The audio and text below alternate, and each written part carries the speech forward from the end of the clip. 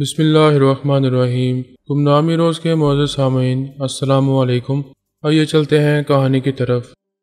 پھر میں نے اس مسلح گارڈ کی طرف دیکھتے ہوئے کہا، چنگارا تم اچھی طرح سمجھ رہے ہو، میں تمہارے بارے میں بہت کچھ جانتا ہوں۔ جب چاہوں گا تمہاری شہرک تک پہنچ جاؤں گا، مگر زبان کا دنی ہوں، ابھی کوئی کارروائی کرنے کے لیے تمہارے قریب نہیں آؤں گا، جیسا کہ ان کابرین سے کہہ چکا ہوں کہ تمہیں ڈیل دیتا رہوں گا۔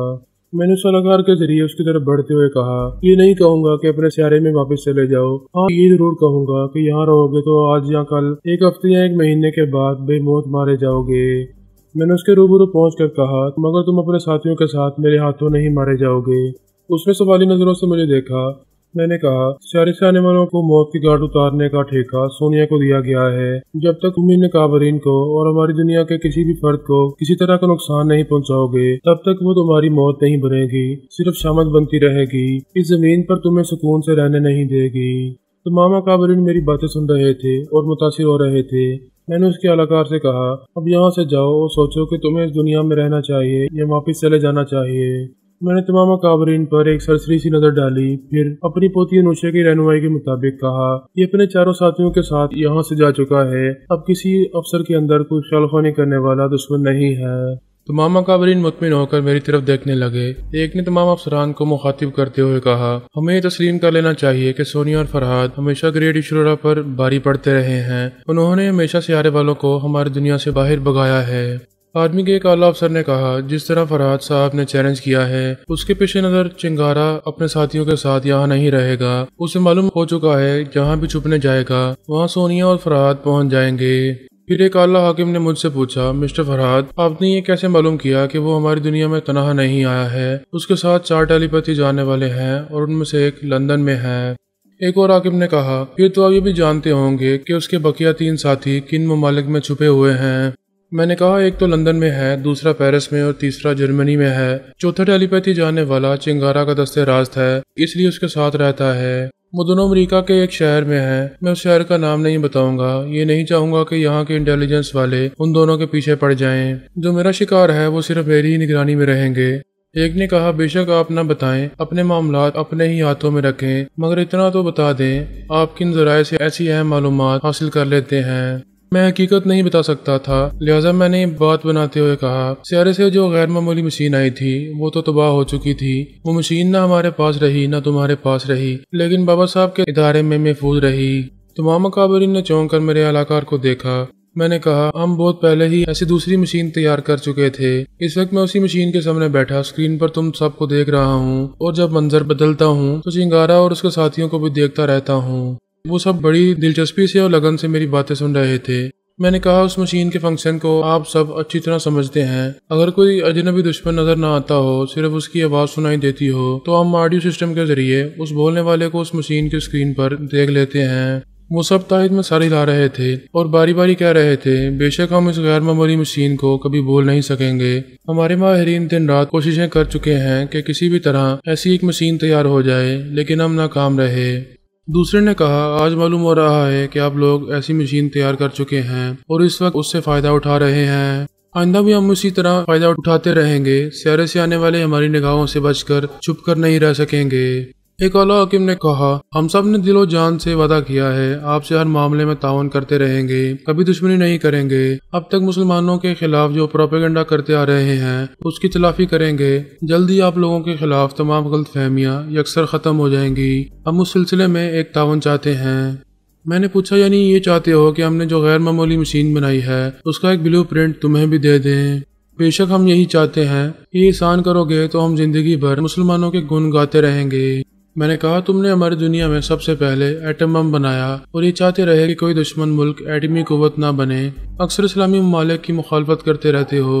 یہ ہر انسان، ہر ملک کا حکمران چاہتا ہے کہ جو قوت اس کے پاس ہے اور دوسرے کے پاس نہ ہو، تو پھر ہمارے پاس جو غیر معمولی مشین کی قوت ہے، ہم یہ کیوں چاہیں گے کہ یہ تمہارے پاس بھی پہنچ جائے؟ سوری، یہ کبھی نہیں ہوگا۔ تم میں سے کوئی ہماری غیر معمولی مشین کی ایک جھلک بھی نہیں دیکھ پائے گا اور نہ ہی کبھی اس کا بلیو پرنٹ حاصل کر سکے گا۔ وہ میری باتیں سن کر مایوس ہو رہے تھے، کچھ کہنا چاہتے تھے۔ میں نے کہا اس سلسلے میں بحث نہ کی جائے، ہمارے درمیان دوستی قائم رہے گی، ہم ایک دوسرے سے تعاون کریں گے، مگر دوستی کی ایک حد مقرر رہے گی۔ نہ ہم تم سے کچھ طلب کریں گے، نہ تم ہم سے کچھ مانگو گے، ہم صرف ایک دوسرے کی مصیبت میں کام آئیں گے۔ میں نے ان کے درمیان سے گزرتے ہوئے ایک ایک کو دیکھتے ہوئے کہا، فی الحال ہماری مصیبت مشترکہ ہے، ہم دونوں ہی گریٹ ایشورا کو ہمیشہ کے لیے یا تو ختم کر دینا چاہتے ہیں یا اسے اپنی دنیا سے دور رکھنا چاہتے ہیں۔ اس کے لیے لازمی ہے کہ تم اپنے جاسوس سیٹلائٹ کو ہمیشہ فعال رکھو اور اس کے خلائی اسٹیشن کو کبھی کشش شکل میں نہ آنے دو۔ میرا علاقہ ایک جگہ رکتے ہوئے بولا، اگر چنگارا اور اس کے ساتھیوں کی طرح کوئی یہاں آئے گا تو اس سے ہم مسلمان نمٹتے رہیں گے، یوں ایک دوسرے سے تعاون کرتے رہیں گے تو سیارے والے کبھی ہماری زمین پر قدم نہیں جما سکیں گے۔ وہ علاقہ ان کے درمیان سے گزرتا ہوا ایک طرف جا کر کھڑا ہو گیا۔ میں نے اس کے ذریعے کہا، اب میں جا رہا ہوں، اپنے وعدے کے مطابق اپنے ملک کی عوام کو گریٹ ایشورا کے شہر سے نکالنے کے لیے دن رات کوششیں کرتے رہو۔ ہم مسلمانوں کو دہشت گرد کہہ کر بدنام نہ کرو اور ہماری نیک نامی بحال کرتے رہو۔ جب تک ایسا کرتے رہو گے تب تک چنگارا یا کوئی بھی سیارے کا ٹیلی پیتھی جاننے والا تم میں سے کسی کو کسی طرح کا نقصان نہیں پہنچا سکے گا۔ بس اب میں جا رہا ہوں۔ میں دماغی طور پر اپنی جگہ حاضر ہو گیا۔ اس وقت اپنے کوارٹر میں تنہا تھا۔ میری پوتی انوشے میرے اندر موجود تھی۔ اس نے کہا، گرینڈ پا، میں نے آپ کی محبت سے مجبور ہو کر تعاون کیا ہے، جبکہ مجھے ایسا نہیں کرنا چاہیے تھا۔ پلیز آئندہ آپ مجھے ایسے کسی معاملے میں ملوث نہ کریں۔ کیا یہ کہنا چاہتی ہو کہ میں اپنی پوتی سے کسی بھی معاملے میں تعاون حاصل نہ کروں؟ ایسا تعاون حاصل نہ کریں جو اعلیٰ حضرت کی ہدایت کے خلاف ہو۔ میں نے ایک انگلی سے سر کھجاتے ہوئے مسکرا کر کہا، تم تو میری دادی اماں بن گئی ہو، ایسے ٹھوس جواب دیتی ہو کہ میں چپ رہ جاتا ہوں۔ میں نے ایک ذرا سوچنے کے بعد کہا، چلو کوئی بات نہیں، تم روحانی علوم کے ذریعے مجھ سے کوئی تعاون نہ کرو، لیکن میں تمہارا دادا ہوں، تم میرے معاملات میں شریک تو رہ سکتی ہو۔ تمہارا یہ دادا بوڑھا ہو چکا ہے، اس کی لاٹھی بن کر ساتھ ساتھ تو چل سکتی ہو۔ وہ بولی، گرینڈ پا، آپ بہت چالاک بننے کی کوشش نہ کریں، میں ساتھ رہوں گی تو کیا آپ کو کسی مشکل میں اور کسی مسئلے میں الجھتے ہوئے دیکھ سکوں گی؟ جب نہیں دیکھ سکوں گی تو بے اختیار روحانی قوت سے کام لینے پر مجبور ہو جاؤں گی۔ وہ ذرا توقف سے بولی، میرے چالاک دادا جان کو سمجھنا چاہیے کہ ان کی پوتی نادان نہیں ہے۔ اگر مجھے ساتھ رکھنا چاہتے ہیں تو پہلے اعلیٰ حضرت سے اجازت حاصل کر لیں، پھر میں ہر سانس میں آپ کے ساتھ رہنے پر فخر کرتی رہوں گی۔ میں نے گہری سانس لے کر کہا، مجھے پتا ہے اجازت نہیں ملے گی، بہرحال صرف اتنا بتا دو کہ جس طرح ہم نے چنگارا کو دہشت زدہ کیا ہے، کیا اس کے بعد وہ ہماری دنیا میں رہے گا؟ بس اس آخری سوال کا جواب دے رہی ہوں اور جا رہی ہوں۔ وہ اور اس کے 4 ساتھی بری طرح دہشت زدہ ہو چکے ہیں۔ اب سے 24 گھنٹے بعد وہ سیارے میں واپس چلے جائیں گے۔ اللہ حافظ۔ وہ میرے دماغ سے چلی گئی۔ میں اسے روکنا چاہتا، اپنی محبتوں کا واسطہ دیتا تو کبھی نہ جاتی۔ وہ وہیں بابا صاحب کے ادارے میں تھی، دوڑتی ہوئی میرے پاس چلی آتی، لیکن میں نے محبت اور جذبات کا سہارا لے کر اسے مجبور نہیں کیا۔ ویسے یہ بات میرے مزاج کے خلاف تھی کہ کوئی دشمن نظروں میں آ جائے اور وہ بچ کر چلا جائے۔ میں نے خیال خانی کے ذریعے سونیا سے کہا، تمہاری پوتی نے بہت ہی مختصر سا تعاون کیا ہے، وہ اعلیٰ حضرت کی ہدایت پر عمل کر رہی ہے، اب ہمارا ساتھ نہیں دے گی۔ سونیا نے کہا، اس کا مطلب یہ ہے کہ چنگارا اپنے ساتھیوں کے ساتھ کہیں چھپا رہے گا اور ہم اس کا سراغ نہیں لگا پائیں گے۔ ہاں، سراغ لگانے کا کوئی راستہ ہمارے پاس نہیں ہے۔ انوشا نے آخر میں صرف اتنا بتایا ہے کہ وہ سب خوفزدہ ہو کر 24 گھنٹے بعد یہاں سے اپنے سیارے میں واپس چلے جائیں گے۔ وہ بولی، یہ نہیں ہو سکتا، میں انہیں جانے نہیں دوں گی، یہاں ان کا برا انجام ہوگا تو گریٹ ایشورا مزید تشویش میں مبتلا ہوگا، ہماری ہیبت اس پر طاری رہے گی۔ میں بھی یہی چاہتا ہوں، مگر سمجھ میں نہیں آتا ان 5 کا سراغ کس طرح لگایا جائے۔ کوئی تو تدبیر کرنی ہوگی، تم بھی سوچو، میں بھی سوچ رہی ہوں، کوئی بات سمجھ میں آئے تو فوراً مجھ سے رابطہ کرو۔ میں نے کرسی کی پشت سے ٹیک لگا کر آنکھیں بند کر لیں، سوچنے لگا کہ اس سلسلے میں کیا کیا جا سکتا ہے۔ چنگارا اور اس کے 4 ساتھی ہمارے لیے گہری تاریکی میں تھے، اور تاریکی میں انسان آنکھیں رکھتے ہوئے بھی اندھا بن جاتا ہے، کسی کو ڈھونڈ نہیں پاتا۔ گھوم پھر کر یہی بات سمجھ میں آتی تھی کہ روحانی علوم کا سہارا لیے بغیر ہم کبھی ان 5 تک نہیں پہنچ پائیں گے۔ میں اپنے کوارٹر میں بیٹھا ہوا تھا، سونیا اپنے کوارٹر میں تھی۔ اس نے فون کے ذریعے کہا، تم بھی شاید وہی سوچ رہے ہو جو میں سوچ رہی ہوں، ہم روحانی علوم کے بغیر ان کا سراغ نہیں لگا سکیں گے۔ بے شک میں یہی سوچ رہا ہوں، اس سلسلے میں اپنی پوتی کو مجبور نہیں کرنا چاہتا۔ یہ جانتا ہوں کہ اعلیٰ حضرت اعتکاف میں ہے، ہم کسی بھی معاملے میں ان سے بات نہیں کر سکیں گے۔ سونیا نے کہا، بس ایک کامنا ہے، وہ بھی اعلیٰ حضرت کی اجازت کے بغیر ہماری رہنمائی نہیں کرے گی۔ تم شوہر ہو، اس کی مجازی خدا ہو، بڑی محبت سے بہلا پھسلا کر کسی بھی طرح ان 5 کا پتہ ٹھکانہ معلوم کر لو۔ ٹھیک ہے، میں بھی آمنہ کے پاس جا رہا ہوں۔ میں اپنے کوارٹر سے نکل کر آہستہ آہستہ چلتا ہوا آمنہ کی طرف جانے لگا۔ ہم سب کے کوارٹر ایک دوسرے کے قریب تھے۔ میں وہاں پہنچا تو وہ عزم معمول عبادت میں مصروف تھی۔ میں اسے کچھ فاصلے پر آ کر فرش پر بیٹھ گیا۔ وہ عبادت کا وقت نہیں تھا، لیکن وہ فاضل اوقات میں بھی اپنے معبود سے لو لگائے رکھتی تھی۔ اس وقت مراقبے میں تھی، اسے میری آمد کا علم ہو گیا تھا۔ اس نے تھوڑی دیر بعد آنکھیں کھول کر ایک ذرا سر گھما کر مجھے دیکھا۔ میں نے کہا اگر مجھے مداخلت نہیں کرنی چاہیے تو میں پھر آؤں گا۔ اس نے کہا نہ جاؤ، کبھی کبھی تو آتے ہو۔ اس لیے کبھی کبھی آتا ہوں کہ دن رات عبادت میں مصروف رہتی ہو۔ سوچتا ہوں یہاں آؤں گا تو خواہ مخواہ مداخلت کروں گا۔ ابھی ایک اہم ضرورت سے مجبور ہو کر آیا ہوں، یعنی کہ مسئلہ ہے اسے میں ہی حل کر سکتی ہوں۔ میں نے اسبات میں سارے لا کر کہا یہی بات ہے، انجان نہ بنو، تم ہمارے تمام مسائل خوب سمجھتی ہو، اور تم بھی خوب سمجھتے ہو کہ میں اعلیٰ حضرت کی اجازت کے بغیر روحانی علوم کے ذریعے تمہاری رہنمائی نہیں کروں گی۔ یہ صرف میرا مسئلہ ہوتا تو تمہارے پاس نہ آتا، سیدھا اعلیٰ حضرت سے رجوع کرتا۔ اس نے پوچھا تو پھر یہ مسئلہ کس کا ہے؟ میں نے کہا ہمارا، تمہارا اور تمام مسلمانوں کا ہے، دین اسلام کا مسئلہ ہے۔ دین کے دشمن ہماری زمین پر آئے ہوئے ہیں، میں نہیں چاہتا کہ وہ سزا پائے بغیر یہاں سے واپس جائیں۔ گریٹ ایشورا کے خلاف جوابی کارروائی بہت لازمی ہے۔ میں کیا بتاؤں، جو لوگ آئے ہوئے ہیں انہیں زندہ واپس جانا چاہیے یا نہیں، اس سلسلے میں بہت کچھ جانتے ہوئے بھی کچھ نہیں کہہ سکتی۔ تمہارے روحانی علوم اور تمہاری تمام معلومات تمہیں مبارک ہوں۔ میں صرف اتنا پوچھتا ہوں کیا دین کے دشمنوں کا محاسبہ نہیں کرنا چاہیے، انہیں یوں ہی چھوڑ دینا چاہیے؟ مبولی دشمنوں کو ڈیل نہیں دینی چاہیے، بے شک ان کا محاسبہ کرنا چاہیے۔ جو لوگ روحانی علوم نہیں جانتے وہ اپنی ذہانت سے، فراست سے، اپنی ایمانی جذبے سے دشمنوں کا محاسبہ کرتے ہیں، مقابلہ کرتے ہیں۔ یہی میں کہتا ہوں، ان کا محاسبہ اور مقابلہ کرنے کے لیے ہمیں ان کے روبرو پہنچنا چاہیے۔ یہ تو معلوم ہونا چاہیے کہ وہ کہاں چھپے ہوئے ہیں۔ اگر وہ اسی طرح چھپ کر یہاں سے فرار ہو جائیں گے، پھر نئی کمک اور نئی قوتوں کے ساتھ واپس آئیں گے اور ہمارے لیے عذاب جان بن جائیں گے۔ کیا یہ تمہیں گوارا ہوگا؟ میری باتیں اسے الجھا رہی تھیں۔ وہ کچھ پریشان ہو کر بولی میں اس سلسلے میں اعلیٰ حضرت سے بات کروں گی، پھر تمہیں جواب دوں گی۔ اعلیٰ حضرت اعتکاف میں ہے، میں جانتا ہوں وہ چاروں دشمن 24 گھنٹوں کے اندر اس دنیا سے فرار ہو جائیں گے۔ وہ بے چینی سے پہلو بدلنے لگی۔ میں نے کہا تم اس حد تک مجھ سے تعاون کرو کہ اعلیٰ حضرت کو اعتراض نہ ہو، صرف ان کا پتہ ٹھکانہ بتا دو، اس کے بعد میں کچھ نہیں پوچھوں گا، چپ چاپ یہاں سے چلا جاؤں گا۔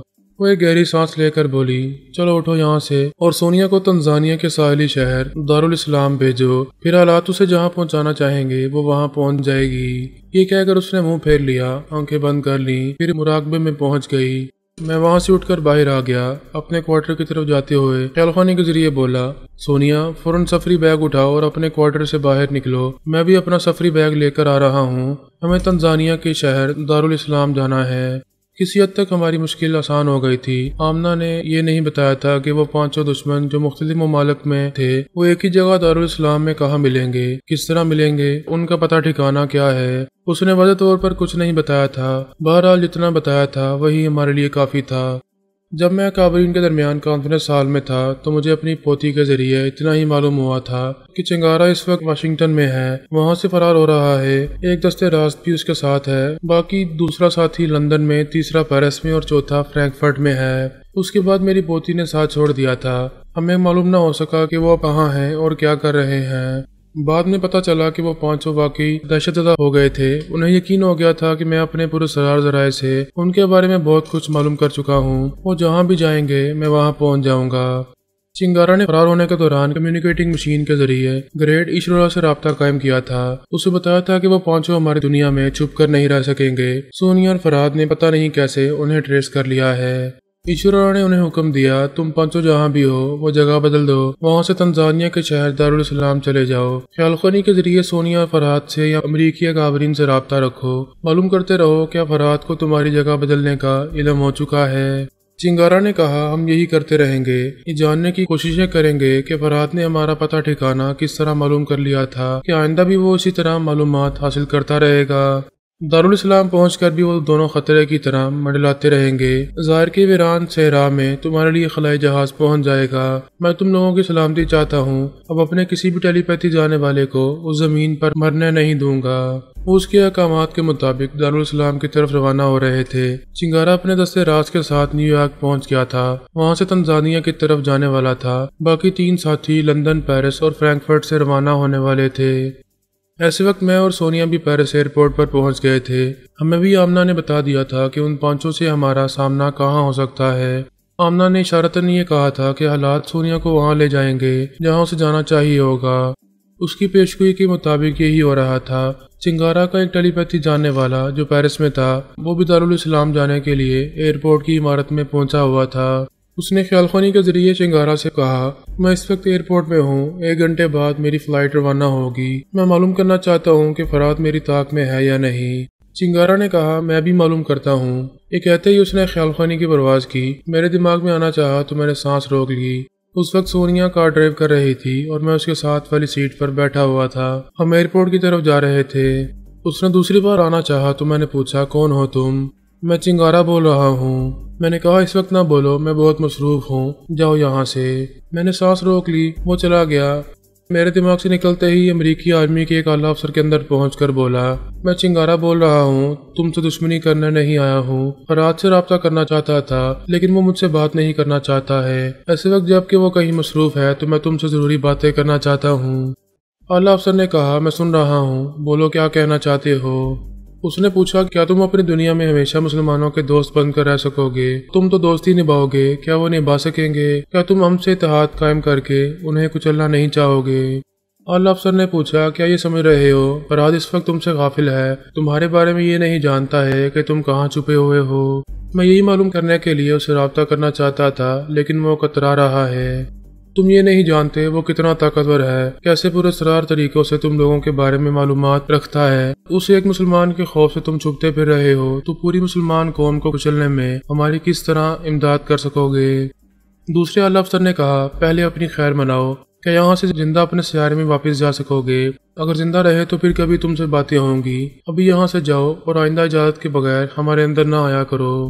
وہ اپنے پیرس والے ماتحت کے پاس آ کر بولا، فرات اور سونیا کے متعلق کچھ معلوم نہیں ہو رہا ہے، پتہ نہیں وہ کہاں ہیں، کیا کر رہے ہیں۔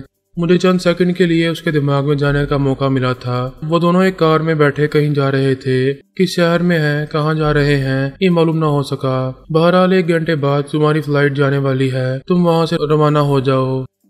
جب میں نے چنگارا کو کابرین کے درمیان چیلنج کیا تھا تب سے اب تک کئی گھنٹے گزر چکے تھے اور ہم نے ان میں سے کسی کا محاسبہ نہیں کیا تھا، اس لیے کہ ہم ان کے متعلق کچھ جانتے ہی نہیں تھے۔ وہ کسی حد تک مطمئن ہو گئے تھے، پھر بھی تشویش میں مبتلا تھے۔ ہمارے متعلق معلومات حاصل کرنے کے باوجود کچھ معلوم نہیں کر پا رہے تھے۔ جب ہم ایئرپورٹ پہنچے تو سونیا چلتے چلتے ٹھٹک گئی۔ میں نے اس کی طرف دیکھ کر پوچھا، کیا ہوا؟ وہ ایک گہری سانس لیتے ہوئے بولی، میری سونگنے کی حس بیدار ہو گئی ہے۔ بابا فرید واسطی نے کہا تھا جب میرے لیے ضروری ہوا کرے گا تب یہ حس بیدار ہو جایا کرے گی۔ میں نے پوچھا، کیا تم دشمن کی بو سونگ رہی ہو؟ وہ ہاں کے انداز میں ساری لاتے ہوئے بولی، سیارے والوں کے پسینے کی ایک مخصوص بو ہوا کرتی ہے، وہی بو۔ وہ بات ادھوری چھوڑ کر ایک طرف دیکھنے لگی، اپنے پرس میں سے انگوٹھی نکال کر اسے پہننے لگی۔ اس مخصوص انگوٹھی میں اعصابی کمزوری کی دوا تھی، ایک ننھی سی سوئی اس سے منسلک تھی۔ وہ اپنے دشمن سے مسافہ کرتے وقت یا جسم کے کسی حصے پر ہاتھ مارتے وقت سوئی کو اس کے اندر انجیکٹ کر دیا کرتی تھی، جس کے بعد وہ اعصابی کمزوری میں مبتلا ہو جاتا تھا۔ وہ ایک طرف بڑھتے ہوئے بولی، میں جا رہی ہوں، تم دور سے نگرانی کرتے رہو، وہ فرار ہونے کی کوشش کر سکتا ہے۔ وہ وزٹرز لابی میں ایک جگہ بیٹھا ہوا تھا۔ سونیا تیزی سے چلتی ہوئی اس کے پاس پہنچی، پھر بولی، ہائے جیکی میک، یہ تم ہی ہو نا؟ وہ بڑی خوش دلی سے مسکراتی ہوئی ساتھ والی سیٹ پر بیٹھ گئی۔ وہ ایک دم سے اچھل کر کھڑا ہو گیا۔ سونیا ان تمام سیارے والوں کے حواس پر چھائی ہوئی تھی۔ وہ لوگ غیر معمولی مشین کے ذریعے اس کی اور میری تصویریں دیکھ چکے تھے۔ اگرچہ اس وقت ہم اپنے اصلی چہروں کے ساتھ نہیں تھے، پھر بھی ایک اجنبی عورت نے آ کر اسے جیکی میں کہا تو وہ ایک دم سے بتک گیا، اس سے ذرا دور ہو گیا۔ اس نے پوچھا، کیا ہوا، کیا تم عورتوں سے گھبراتے ہو؟ وہ اکلاتے ہوئے بولا، میں جنبی عورتوں سے بات نہیں کرتا، ویسے بھی میری فلائٹ کا وقت ہو چکا ہے۔ وہ فوراً ہی اپنا بیگ اٹھا کر چلتا ہوا جانے لگا۔ بورڈنگ کارڈ لے کر جہاز میں جا کر بیٹھ جانا چاہتا تھا۔ فلائٹ کے اس حصے میں صرف مسافروں کو جانے کی اجازت تھی۔ وہ نہیں جانتا تھا کہ سونیا بھی اسی فلائٹ سے جا رہی ہے۔ وہ اس کے پیچھے پیچھے آ رہی تھی۔ اس نے پلٹ کر دیکھا، تیزی سے آگے بڑھنے لگا۔ آگے میں کھڑا ہوا تھا۔ جب وہ میرے قریب سے گزرنے لگا تو میں نے گھوم کر ایک الٹا ہاتھ اس کے منہ پر رسید کیا۔ اس کی آنکھوں کے سامنے تارے ناچنے لگے، اندھیرا سا چھانے لگا۔ میں فوراً ہی اس کے دماغ میں پہنچ گیا۔ ایک مسلح سیکورٹی گارڈ نے میری طرف بڑھتے ہوئے کہا، تم نے اس پر ہاتھ کیوں اٹھایا ہے؟ میں نے ہنستے ہوئے اپنے شکار کو گلے لگاتے ہوئے کہا، ہم پرانے دوست ہیں، ایک دوسرے سے اسی طرح ملتے ہیں۔ پھر میں نے اس سے کہا، یار جیکی، تم اس سیکورٹی والے کو بتاؤ، کیا ہم دوست نہیں ہیں؟ میں اس کے دماغ میں تھا، وہ میری مرضی کے مطابق ہاں کے انداز میں ساری لاتے ہوئے بولا، لڑائی جھگڑے کی کوئی بات نہیں ہے، we are friends. Security guard مطمئن ہو کر چلا گیا۔ میں اسے بازو کے حصار میں لے کر وہاں سے چلتا ہوا ایک سیٹ پر آ کر بیٹھ گیا۔